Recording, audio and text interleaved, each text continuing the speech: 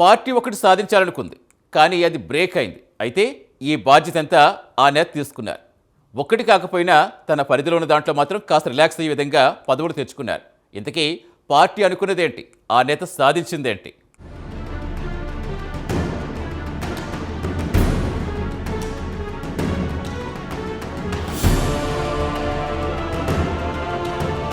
Congress party అధికారంలోకి వచ్చిన తరువాత ఎన్నికల ముందు ఇచ్చిన ఒక్కో హామీని అమలు చేసుకుంటూ వస్తుంది. అయితే ఒక హామీ మాత్రం ఎంత ప్రయత్నం చేసినా కావడం లేదట. అదే బీసీలకు 42% రిజర్వేషన్లు. కాంగ్రెస్ పార్టీ ఎన్నికల ముందు డిక్లరేషన్లలో భాగంగా కామారెడ్డిలో బీసీలకు 42% రిజర్వేషన్లు కల్పిస్తామని హామీ ఇచ్చింది కాంగ్రెస్. అయితే కాంగ్రెస్ అధికారంలోకి వచ్చిన తర్వాత టీపీసీసీ చీఫ్గా సీఎం రేవంత్ రెడ్డికి 2 బాధ్యతలు చూడడం ఇబ్బందికరంగా మారింది.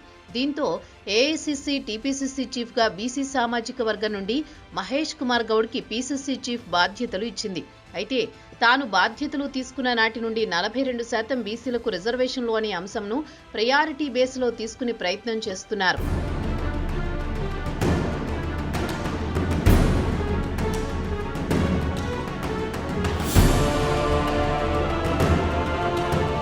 అయితే ప్రభుత్వంగా బీసీలకు 42% రిజర్వేషన్లు కల్పిస్తూ బిల్లు తీసుకువచ్చింది. 2 సభలలో బిల్లులకు ఆమోదం తెలిపి కేంద్రానికి పంపింది రాష్ట్ర ప్రభుత్వం. కానీ కేంద్రం ఇప్పటి వరకు వాటిపై ఎలాంటి నిర్ణయం తీసుకోలేదు.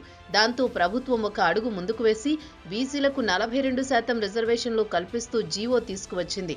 కానీ జీవోపై ఒక సామాజిక వర్గానికి చెందిన నాయకుడు సుప్రీంకోర్టును ఆశ్రయించడంతో జీవోకు బ్రేకులు పడ్డాయి.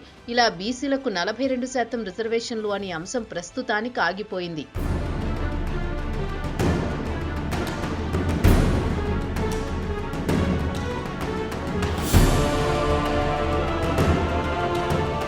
ఒకవైపు బీసీలకు 42% రిజర్వేషన్లు కల్పించలేదనే బాధను పోగొట్టుకోవడానికి కాస్త ఉపశమనంగా డీసీసీలలో ఎస్సీ, ఎస్టీ, బీసీ, మైనార్టీలకు మెజారిటీ స్థానాలు కల్పించామనే సంతృప్తి మిగిలింది. అయినా మొత్తం 36 డీసీసీలను ప్రకటించగా అందులో ఎస్సీ, ఎస్టీ, బీసీ, మైనార్టీలకు 27 ప్రకటించారు. అందులో బీసీలకు 14, ఎస్సీలకు 5, ఎస్టీలకు 6, మైనార్టీలకు 2, ఓసీలకు 9 ప్రకటించారు.